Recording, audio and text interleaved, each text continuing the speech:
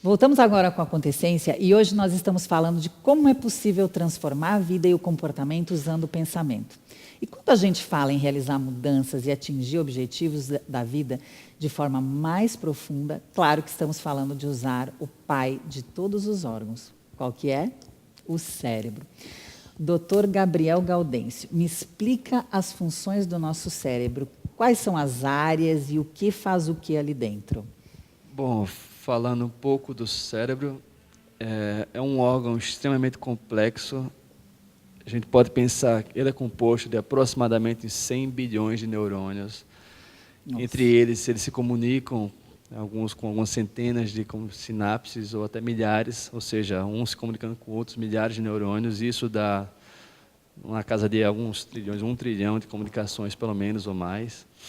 E essa complexidade de comunicações é o que gera todos os nossos processos de comportamento, processamento sensorial, as nossas crenças também.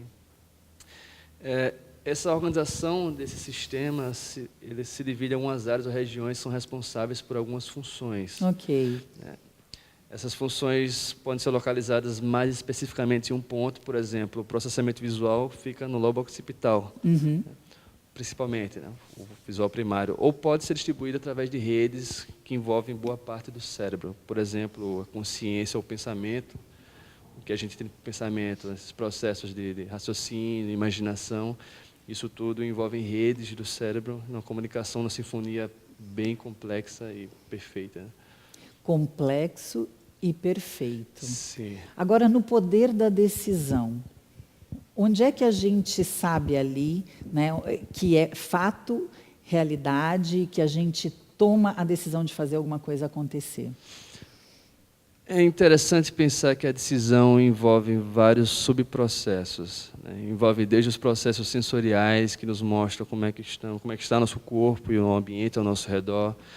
Envolvem processos de valoração e motivacionais, ou seja, quando alguma coisa no ambiente me estimula a buscar aquilo ali, né? Uma coisa que parece apetitosa ou parece bacana, para um usuário de drogas é uma droga, para outra pessoa que gosta de chocolate é chocolate.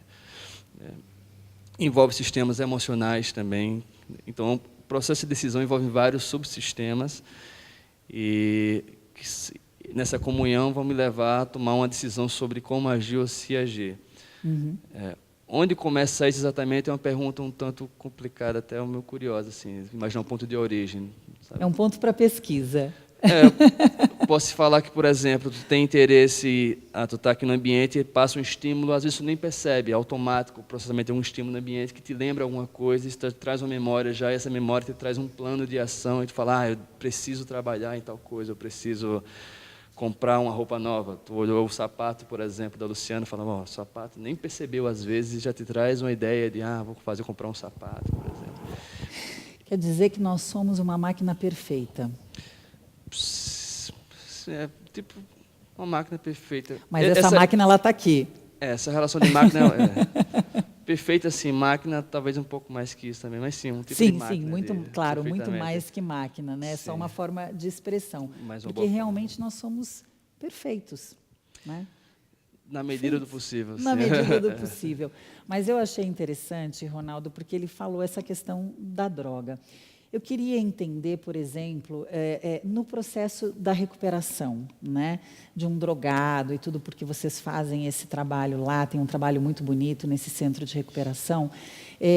O processo de trazer esse drogado a uma realidade, né, talvez buscá-lo do fundo do poço. Ele é o mesmo processo, por exemplo, de uma pessoa que está buscando uma meta no trabalho, alguma coisa assim, ou a gente trabalha com questões mais racionais e mais emocionais?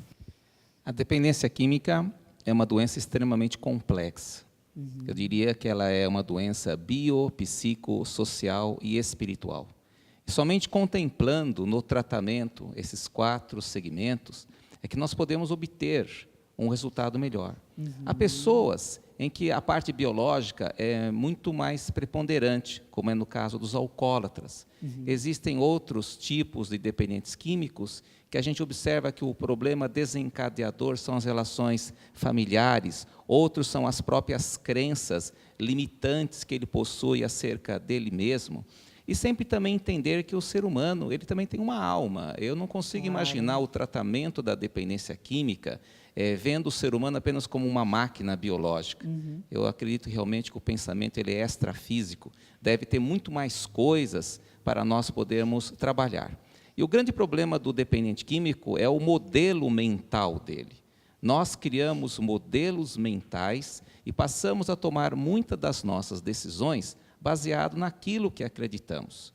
A dependência química é caracterizada por uma coisa interessante. Nós chamamos de insanidade. O termo não tem nada a ver com loucura.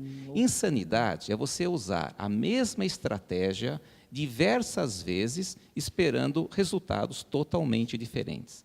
O dependente químico ele tem esse modelo mental de fazer várias vezes o mesmo caminho, achando que um dia o resultado será diferente. Doutor Gabriel, sobre o efeito da droga ali dentro no cérebro, né? Porque o doutor Ronaldo está dizendo que a gente sai do nosso estágio normal e vai para uma outra esfera, né? O que acontece ali no cérebro?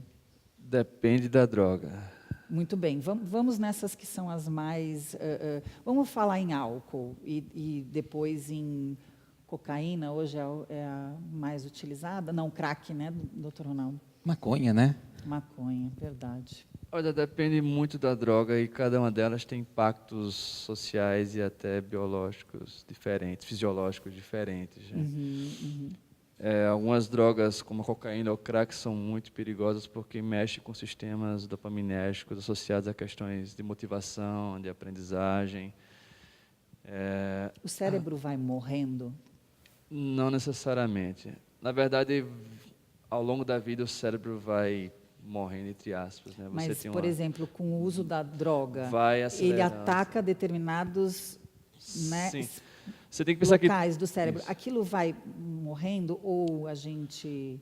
Sim, todo fármaco, na verdade, no cérebro tem uma ação e vai ter uma consequência. Né? As drogas, pelo uso contínuo e até abusivo, vai causar impactos no cérebro também, no sistema nervoso como um todo.